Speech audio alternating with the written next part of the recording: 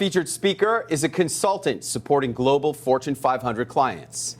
She has led, managed, and delivered strategic change programs ranging from $500,000 to $100 million and up in value and impacting tens of thousands of individuals globally. Please welcome the creator of High Jump Leadership, Hollie Mileski. Hey, thanks, Cliff. I am. Wow.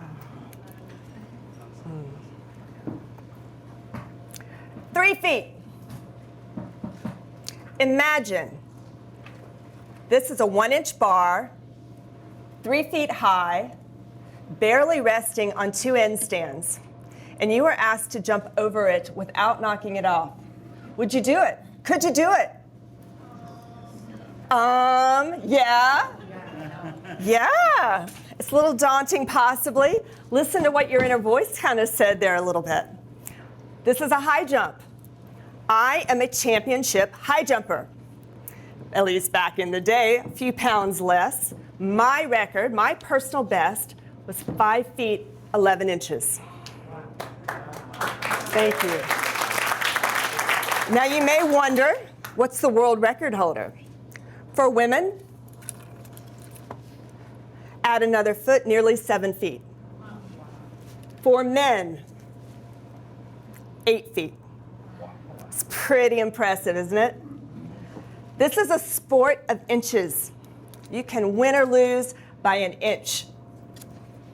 And there's a lot of effort to get the inch. We have a lot to learn about leadership from sports. And the high jump is the epitome of how to set the bar, define the steps to achieve the bar, and then how to up-level the bar. And here we are at Harvard. There are more CEOs that come out of Harvard than any other university. I am so honored to be here, and thank you to the Entrepreneurship Club for having this business expert forum and featuring me here. Now here's the thing about the high jump. My first attempt was at that 3 feet, and I didn't know that I wanted to be a high jumper. I had a coach on my track and field team. He's like, I see something in you that you don't see for yourself. Leadership is about defining vision and possibility beyond what your organization can see for yourself. So what he did, he's like, hey, we're going to stay after practice one day. Me, the coach, and my mother stayed for 3 hours for me to learn to jump 3 feet without knocking that bar off. Now, back in the day, the bars weren't round. They were triangular, and it was metal. And every time I went to do my jump, I fell on that bar and cut my back. I'm crying. I'm in pain. I disbelieve that I can make the jump. Your mindset. I didn't see it in myself, but he did. And he kept me there until I got over that jump one time. What a feeling.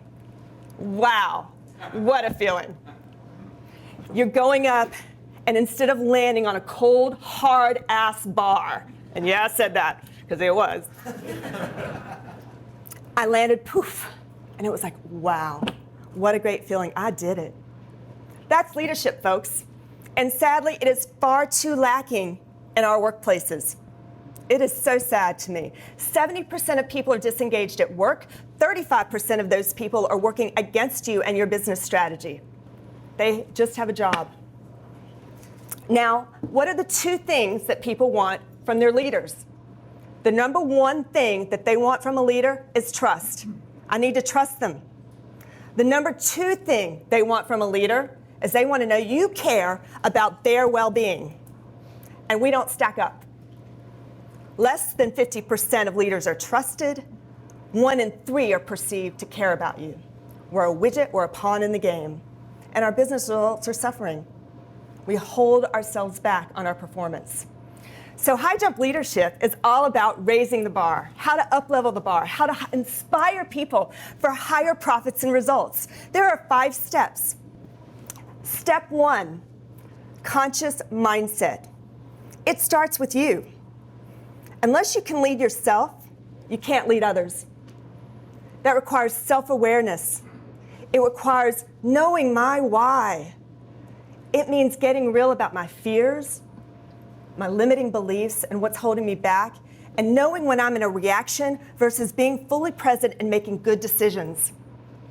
Step 2 is about clarity. Clarity of your strategy, your approach, and being a visible leader so that they know you're behind that strategy. We far too often define that we have a strategy, and they know we have a strategy, but the team doesn't know what they have to do differently or how they're going to get there, and they often don't trust that the leadership is going to provide the right decisions and resources to stick with it. Step 3, create the container. This is about safety, environment, tone, word choice. It matters. People need to know that they can show up and bring their ideas and not have a fear of being knocked down. You didn't do that right. I told you to do it this way. How many of you have worked for a leader that says that? Or they've gone off in a meeting. I've been telling you for months. Why aren't we there? Step 4 is collaboration. We learn more together, and together we can achieve more than we believe is possible. So creating and designing and architecting an environment that brings that thought power together. And step 5 is what it's all about, connection. Businesses are by people and for people. The bottom line is a byproduct of building great connection, whether it's employee to employee, leader to employee, or to your clients and customers. And when we build that, extraordinary things happen. So my name's Hollie Mileski. My company is High Jump Leadership. You have a blueprint on the High Jump Leadership Influence System in your backpacks, and you can read more about it. There's a link there if you'd like to read more about that. And the cool thing about this is you live a better life. You live a more fulfilled life. You can inspire other people for higher profits and results. Raise the bar on your leadership. Yeah! Yeah! Hollie Mileski! Yeah! Great job. Thank you, Drew.